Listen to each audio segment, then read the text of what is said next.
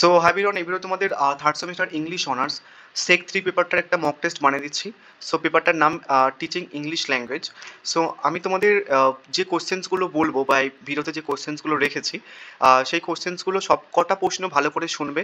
সব কটা কোশ্চেন্স কেমনভাবে ডিল করতে হবে, তোমাদের পরীক্ষাতে যদি কোশ্চেন্স টাফ হয় তাহলে কোশ্চেন্সগুলো কেমনভাবে দিতে পারে, বা যদি প্রশ্ন ইজি হয় তাহলে কোশ্চেন্সগুলো কেমনভাবে দিতে পারে, সেটা কিন্তু তোমাদের বলে দেবো।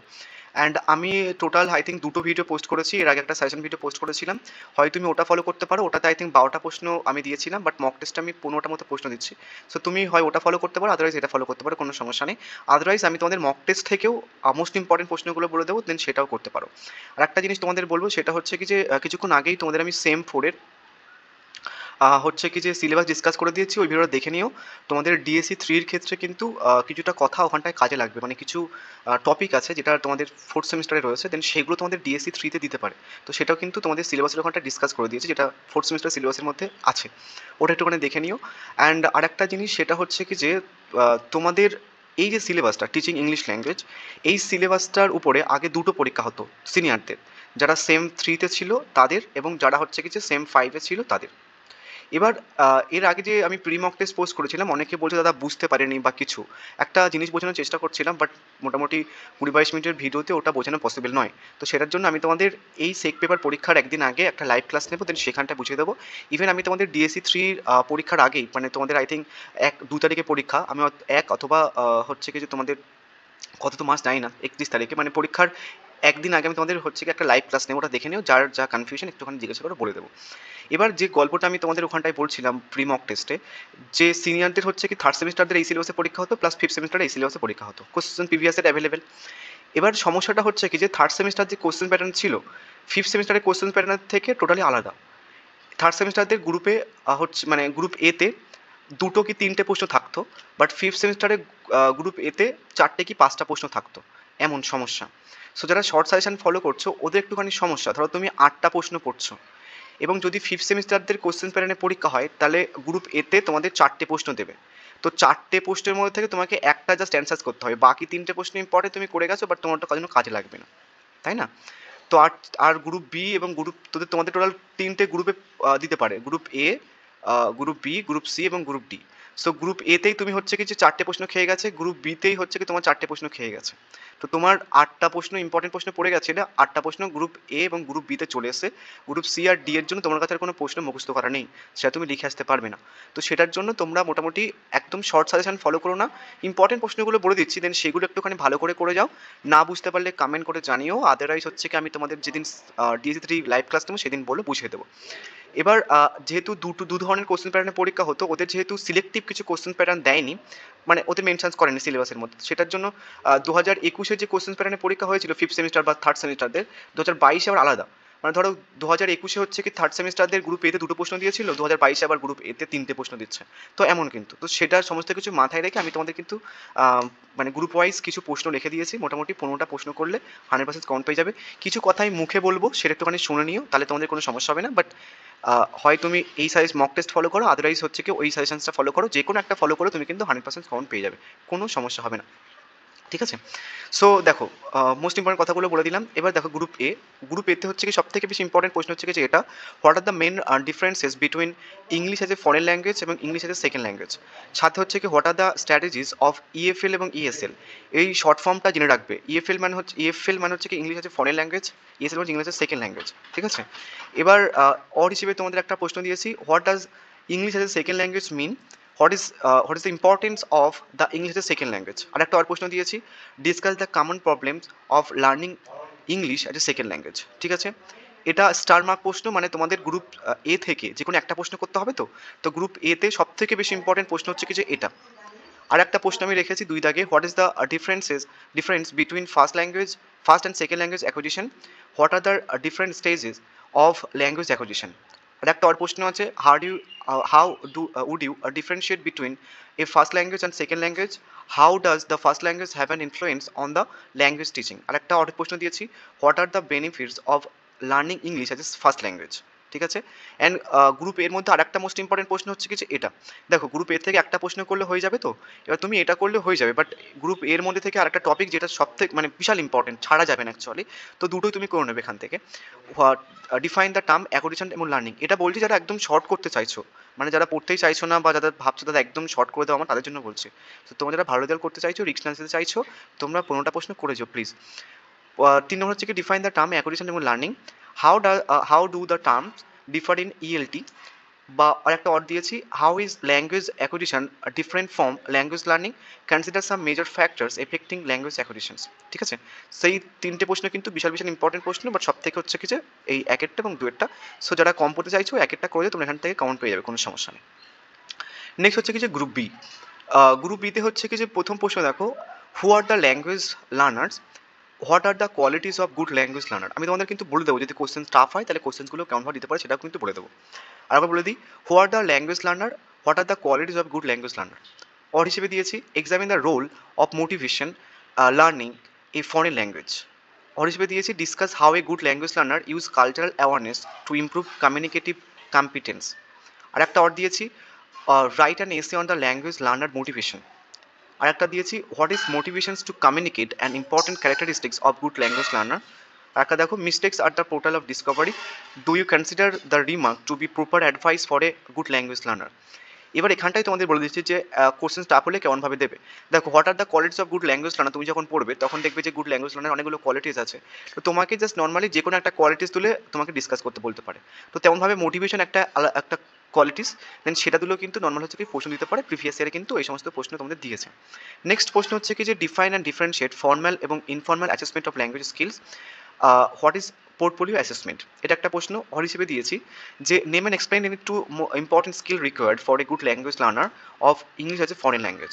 নেক্সট অর প্রশ্ন হচ্ছে কি যে how is structure of English language important in ELT, discuss with specific reference. Or হিসেবে দিয়েছি discuss about the basic components of language substance form meaning.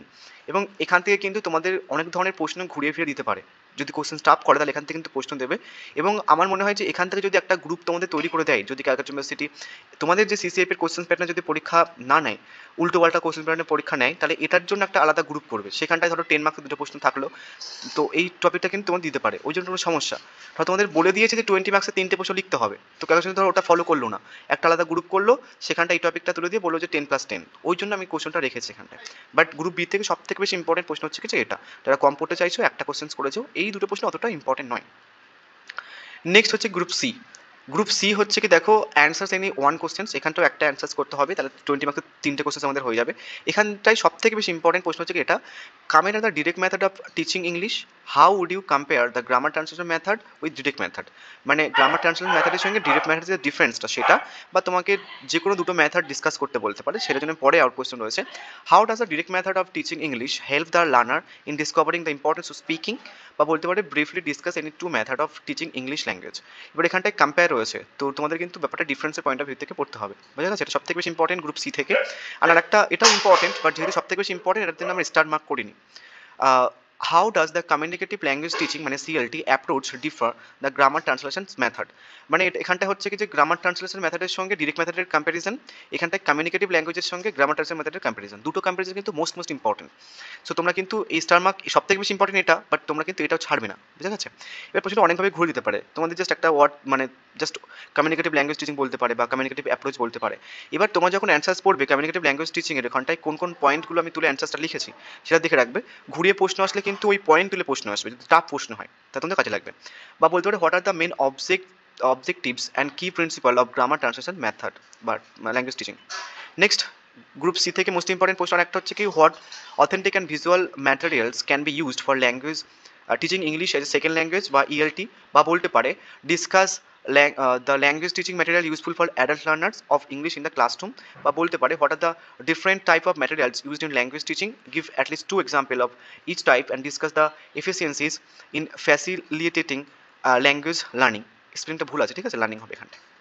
এটা আর একটা প্রশ্ন রেখেছি গ্রুপ সিতে, select an ESL text that you have studied and how do discuss the above in the classroom by teaching method you have learn. এটা না actually হচ্ছে কি, তোমরা এই যে গ্রামার ট্রান্সলেশন মেথড পড়ছো বা কমিউনিকেটিভ ল্যাঙ্গুয়েজ মেথড পড়ছো, ওটাতে ডিসকাস করা যাবে বুদ্ধি থাকলে, বা যদি তোমাদের টেন্সের উপরে বা ওর স্টক থাকে, মানে তোমাদের যদি ইংলিশ ভালো থাকে তাহলে তোমরা কিন্তু এটা ইউজ করে এটা লিখতে পারবে। তাও আমি কোশ্চেন্সটা ইম্পর্টেন্ট বলে সেপারেটলি দিলাম। বা বলতে পারে, do you agree with the view that the teacher of English a second language must be aware of both usefulness of methods and need to go beyond them, give reasons. ঠিক আছে, তাহলে group ABC হয়ে গেলে, এবার group D দেখো। Group D থেকে সব থেকে বেশি ইম্পর্টেন্ট প্রশ্ন হচ্ছে কিছু এটা, এখানে তোমাকে একটুখানি জিনিস বুঝতে হবে, কয়েকটা জিনিস তো আমি মুখে বলে দিচ্ছি, ভালো করে শুনে নাও। প্রথমে দেখো প্রশ্নটা কী রেখেছি, how can the learner's reading, listening, speaking এবং রাইটিং স্কিল বি অ্যাসেসড। তোমরা দেখবে সিলেবাসের মধ্যে এলএস আর ডাব্লিউ রয়েছে, সো তোমাদের কিন্তু এলএস আর ডাব্লিউ তুলে দিয়েও কিন্তু প্রশ্ন দিতে পারে, তোমরা তখন ঘাবড়ে যাবে। তো সেটার জন্য এলএস আর ডাব্লিউর ফুল ফর্ম কিন্তু এখানটা আমি লিখিনি, তোমরা কিন্তু একটুখানি জেনে নেবে। এল মানে হচ্ছে কি লিসেনিং, এস মানে হচ্ছে কি স্পিকিং, আর মানে হচ্ছে কি তোমার রিডিং, অ্যান্ড ডাব্লিউ মানে হচ্ছে কি রাইটিং। সো আরেকবার বলে দিই, এল মানে হচ্ছে কি লিসেনিং, এস মানে স্পিকিং, আর মানে রাইটিং, ডাব্লিউ মানে হচ্ছে কি রাইটিং।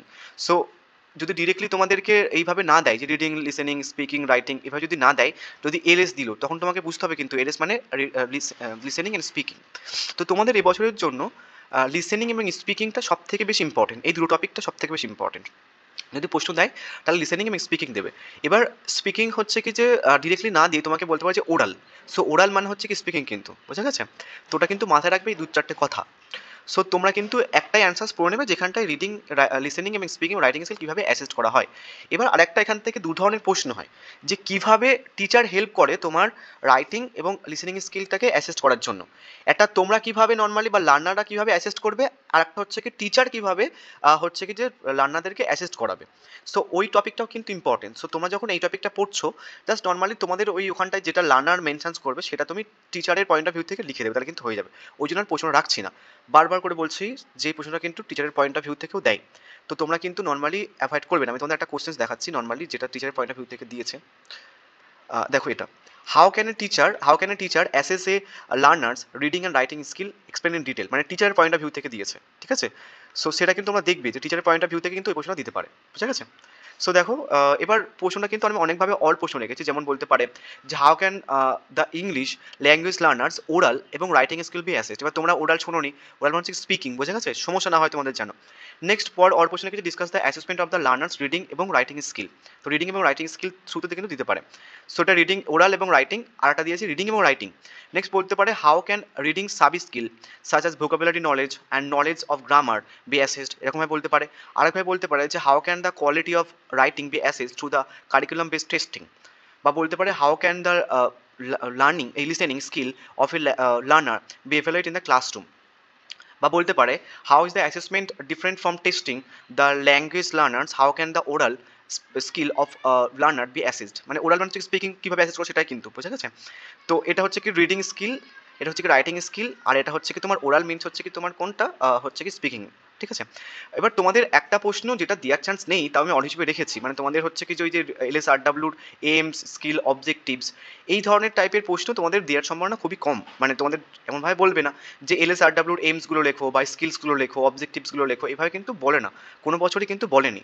তাও আমি তোমাদের দিয়ে দিলাম অল প্রশ্ন হিসেবে নর্মালি, যদিও বা দেয় তাহলে এই যে করে নিয়েছো তোমরা এলএস আর ডাব্লিউ কীভাবে অ্যাসেস করা হয় সেটার থ্রুতেই তোমরা হয়ে যাবে। বারবার করে বলছি এই প্রশ্নটা কিন্তু টিচারের পয়েন্ট অফ ভিউ থেকেও দেয়, যেটা আমি তোমাদের দেখিয়েছি।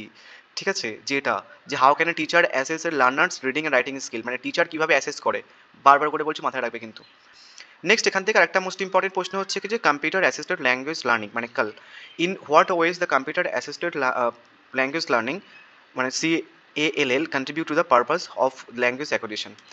ঠিক আছে, নেক্সট আরেকটা এখান থেকে মোস্ট ইম্পর্টেন্ট প্রশ্ন হচ্ছে কি যে what are the major difference between young এবং adult learners, discuss the language teaching materials useful for the adult learners of English in the classrooms, বুঝা গেছে। আরেকটা দিয়েছি what are the benefits and challenges of incorporating multimedia tools into English language teaching, how can technology be effectively used in the English language instruction, how do mobile apps impact language learners, বা বলতে পারে what are the benefits of use of technology in the classroom teaching. আর একটা last প্রশ্ন, discuss the relationship between the culture and language in the context of English language teaching, বা বলতে পারে provide a brief overview of the connection between the culture and language in the context of English language teaching, বা বলতে পারে what are the কি challenges and evolving perspective in teaching English as a second language in the Indian context, বা বলতে পারে how does the status of the English in the influence the aims and methodology of ESL teaching. এবার এতগুলো বলার পরেও অনেকে বলতে পারে, দাদা কটা প্রশ্ন পরীক্ষাতে লিখতে হবে? এটা একটা সমস্যা, মানে তোমরা বলবে, আমি জানি অনেকেই বলবে। তোমাদের এরকমভাবে group A, group B, group C এবং গ্রুপ ডি করবে। সো যদি তোমাদের যে কোশ্চেন প্যাটার্ন দিয়েছে 20 মার্কসের 3টে প্রশ্ন করতে হবে, 3 গুণিন 60, এবং 15 মার্কসের একটা প্রশ্ন আসবে, হচ্ছে কি যে 15, তাহলে 75 হয়ে যাচ্ছে। সো যদি এই কোশ্চেন প্যাটার্ন ফলো করা, যেটা ক্যালকাটা ইউনিভার্সিটি দিয়েছে, তাহলে গ্রুপ এ থেকে একটা প্রশ্ন অ্যান্সার করতে হবে তোমাদেরকে। কটা প্রশ্ন দেবে সেটা বলা মুশকিল, 2 দিতে পারে, 3 দিতে পারে, সেটা বলাটা মুশকিল। আর নেক্সট গ্রুপ বি থেকেও একটা প্রশ্ন অ্যান্সার করতে হবে 20 মার্কসের, গ্রুপ সি থেকেও একটা প্রশ্ন অ্যান্সার করতে হবে 20 মার্কসের, বোঝা গেছে? এবং গ্রুপ ডি থেকেও একটা 15 মার্কসের অ্যান্সার করতে হবে। তাহলে 3টে 20 মার্কস এবং একটা 15 মার্কসের অ্যান্সার তোমাদের করতে হবে। আই থিঙ্ক কোনো সমস্যা তোমাদের নেই। একটা ছোট্ট জিনিস তোমাদের বলে দিই, কেউ যদি 4th সেমিস্টারে পড়তে চাও, এই নাম্বারে হোয়াটসঅ্যাপ বা কল করে নিতে পারো। আমি তোমাদের ফিস ডিটেলসও বলে দিয়েছি, আর একবার বলে দিচ্ছি যে 280 রুপিস পার মান্থ ফিস নেওয়া হবে। অ্যান্ড হচ্ছে কি যে তোমাদের 3 ডেজ ক্লাস হবে উইকে, and recorded plus live class থাকবে, প্লাস হচ্ছে কি তুমি নোটস প্লাস ইবুক পেয়ে যাবে। বাট ফিস স্ট্রাকচারটা মান্থলি আমি আর করছি না, তোমাদের জাস্ট 400 রুপিস ক্লাসের জন্য পে করতে হবে। এবং হচ্ছে কি যে তোমরা জাস্ট যার যে পেপার লাগবে যখন যে সময়, তোমরা 250 রুপিস পে করে জাস্ট নোটস কিনে নিতে পারবে। টোটাল ওভারঅল কোর্স ফি হচ্ছে কি যে 1400 রুপিস, এবং যদি কেউ আগে পে করতে চাও, অ্যাডভান্স পে করতে চাও, তাকে 1300 টাকার মতো পে করতে হবে, বোঝা গেছে? ফিস স্ট্রাকচারটা যদি না বুঝতে পারো আমাকে হোয়াটসঅ্যাপ করে আমি তোমাদের বুঝিয়ে দেবো। So thank you.